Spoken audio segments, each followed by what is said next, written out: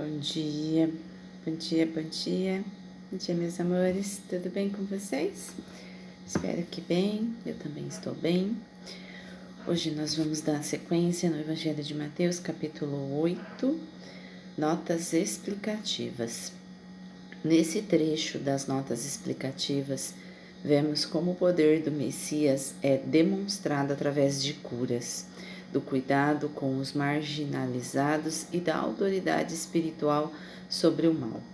A cura do leproso mostra algo profundo. A lepra, além de doença física, tornava a pessoa impura diante da sociedade e da religião.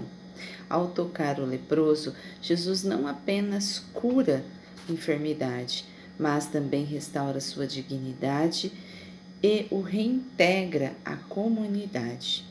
O centurião romano revela uma fé extraordinária ao reconhecer a autoridade de Jesus. Mesmo sendo estrangeiro, ele demonstra confiança de que apenas uma palavra de Cristo seria o suficiente para curar seu servo.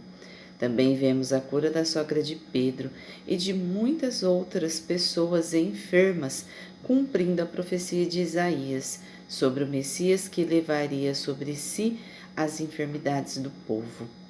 Esses acontecimentos mostram que a missão de Jesus inclui restaurar vidas, alcançar aqueles que estavam excluídos e revelar o poder do reino de Deus. Oremos. Pai amado, agradecemos por mais esse momento de estudo da Tua Palavra, que possamos compreender cada ensinamento de Jesus e permitir que nosso coração seja transformado pela Tua presença. Em nome de Jesus. Amém. Amém, meus amores. Vamos começar então nossas notas explicativas. 8:1, 9 a 38. Poder dotado de autoridade do Messias, poder do reino demonstrado. Jesus provou ser o Messias pelas palavras, através do seu ensino, capítulos 5 a 7. E agora prova ser o Messias pelas ações através da realização de muitos milagres, demonstrando que o reino de Deus realmente chegará. 8:1, 9, 8. Curas, discipulado e subjugação das fortalezas do nosso irmão perdido. A missão de Jesus envolve atender os marginalizados. 8:1 a 17. Desapontar as expectativas messiânicas de alguns que queriam segui-lo. 8:18 a 22. E derrotar as fortalezas do irmão perdido. 8:23, 9, 8. 8:2 a 3. Leproso.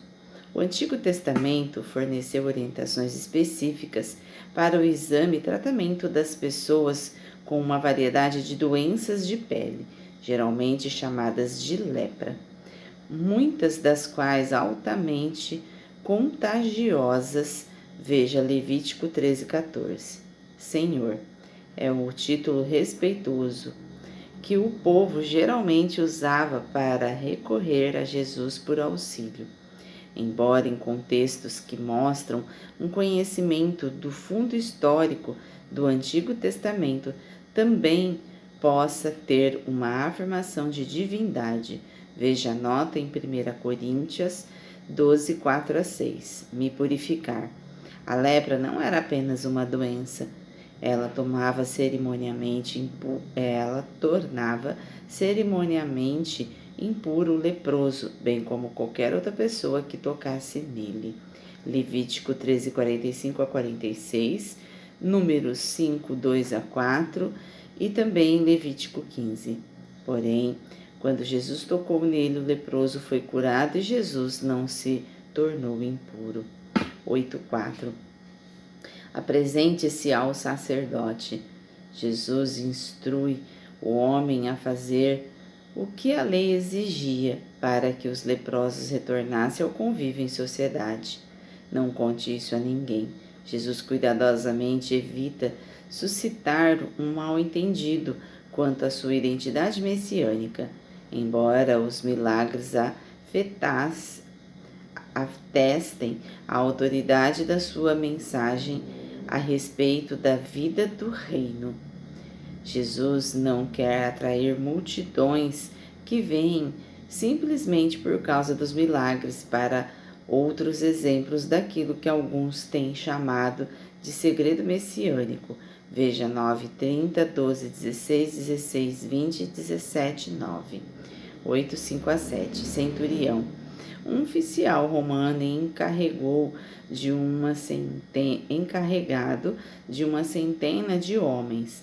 No relato de Lucas 7:1-5, outras pessoas vieram a Jesus em favor do centurião, mas Mateus não as menciona. Os relatos não são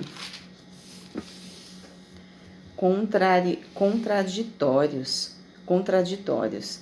Mateus, como acontece com frequência, simplesmente abrevia a história. Na verdade, ele relata o que o centurião disse por intermédio de seus mensageiros, com base na ideia de que aquilo que uma pessoa faz por meio de um agente é a própria pessoa quem faz.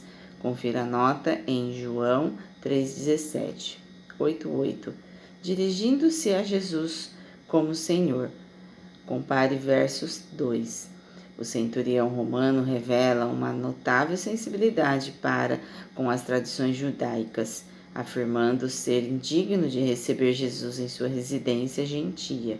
Um judeu que entrasse na casa de um gentil se tornava cerimonialmente impuro. Veja em Atos 10:28. 8:10. O centurião parece entender o que ninguém, nem mesmo em Israel, entende. Jesus é o tão esperado Messias. Jesus ficou admirado, elogiando o centurião por sua fé exemplar e censurando Israel pela falta de fé. 8:11-12. Tomarão lugar à mesa. Os povos da terra que respondem ao ministério de Jesus se juntarão aos patriarcas no banquete messiânico do fim dos tempos no reino dos céus. Apocalipse 19:9. Cumprindo a promessa de Deus a Abraão. Gênesis 12:3. Mas os filhos do reino, um termo semítico para a nação de Israel, perderão o seu direito no reino, a não ser que sigam o exemplo da fé do centurião. Choro e ranger de dentes. Esta descrição de terrível sofrimento no inferno aparece várias vezes em Mateus. Mateus 13:42, 50, 22:13, 24:51, 25:30 e em Lucas 13:28. 8:14. A casa pertencia a Pedro e seu irmão André. Marcos 1:29. A sogra de Pedro fora acometida de uma febre, talvez malária. 8:16-17. Ele mesmo tomou as nossas enfermidades e carregou as nossas doenças. Uma referência à profecia de Isaías sobre o servo, Isaías 53, enfocando o papel messiânico de Jesus como aquele que cura. Veja Isaías 53:5. Confira a nota Mateus 13:3-5. O fato de que nem todas as doenças têm origem demoníaca fica evidente na distinção feita entre as curas dos doentes e a expulsão de espíritos dos endemoniados. A gente vai parar aqui, amanhã a gente termina a nossa analogia, nossas notas explicativas, na verdade. Vamos fazer aqui então a nossa analogia de hoje. O toque que restaura. Imagine uma pessoa que carrega uma ferida profunda, não apenas no corpo, mas também na alma. Muitas vezes as pessoas ao redor evitam se aproximar, seja por medo, julgamento ou indiferença. Aos poucos, essa pessoa começa a acreditar que não merece mais ser acolhida. Teve uma época, faz uns anos já, acho que hoje o hospital até voltou a funcionar, que é o Hospital Manuel de Abreu aqui em Bauru. Ele ficou desativado por vários anos. E na época que eu trabalhei lá como voluntária, as pessoas elas tinham muito medo de entrar na ala da infectologia, porque era uma ala que só tinha pessoas que estavam realmente esperando a morte, pessoas com tuberculose, com AIDS, e as pessoas elas não queriam entrar lá, nem trabalhar, nada lá. Então, serviam em outras alas, mas lá não. E aí, uma vez eu comecei ir até essa ala. É claro que a gente vai toda equipada, paramentada, na verdade, né? Então, usava todos os paramentos necessários de proteção. Mas eu vi muita coisa ali, sabe? Eu vi pessoas isoladas, solitárias, morrendo infelizes, porque as pessoas tinham medo, né? Medo de tocar naquelas pessoas. E eu precisava tocar, porque nessa época, isso já faz 18 anos atrás, hein? Faz 18 anos que eu trabalho com terapia. Eu era cabeleireira nessa época. Então eu cortava o cabelo deles, cortava a unha, né? E deixava eles, né, melhores, mais confortáveis, principalmente porque era muito calor, né? Era uma época que nem ventilador tinha nos quartos. Então eu, né, acabava deixando os cabelos bem curtinhos. Muitos deles, né, já estavam com o cabelo caindo, então às vezes tinha que raspar. Eu vi ali, né, essa indiferença e esse julgamento de muitas pessoas que evitavam se aproximar, né? E eu sempre falava: Deus, coloca as suas mãos. Deus, olha por essas pessoas. Deus, são seus filhos também. Então, às vezes, né, eu tive um fato bem interessante lá que uma pessoa, uma mulher, ela estava com AIDS e o cabelo dela estava muito ruim, as unhas dela estavam machucando ela. Aí eu cortei uma unha bem tava já enfarelando mesmo, sabe? E o cabelo, todo aquele cabelo bem ruim, assim, fiapos, mas na verdade. E aí eu cortei, orei com ela ali. E aí eu fui pra cama do lado, pro leito, né, do lado. E assim que eu terminei ali, que eu falei com ela, ela simplesmente faleceu. Então ela só estava esperando alguém a, a tocar, a acolher, a falar assim: você é filha de Deus. O Pai está aqui com você. Amém? Assim era a vida de um leproso naquele tempo. Mas Jesus faz algo surpreendente. Ele se aproxima e toca o leproso. Esse toque não é apenas um gesto físico, é um gesto de amor, de restauração e de dignidade. Da mesma forma, muitas vezes carregamos feridas invisíveis, medos, culpas, preocupações ou dores do passado. E quando permitimos que Deus toque nosso coração, começamos a experimentar cura, não apenas exterior, mas interior. O toque de Deus não apenas cura a ferida, ele também devolve esperança e sentido à vida. Meus amores, eu estou bem em cima da hora.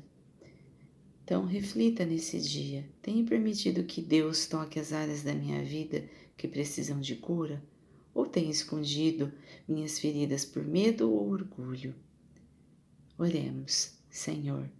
Assim como Jesus tocou e restaurou aqueles que sofriam, toca também o nosso coração. Cura nossas feridas, fortaleça nossa fé e ajude-nos a confiar no Teu cuidado em todos os momentos. Que possamos também ser instrumento de amor e acolhimento na vida das outras pessoas. Em nome de Jesus. Amém. Amém, meus amores? Depois a gente vai fazer uma analogia do capítulo 8, porque esse capítulo é incrível. na cura que Jesus fazia. Tem tanta coisa para falar, mas eu tô em cima da minha hora. Até amanhã.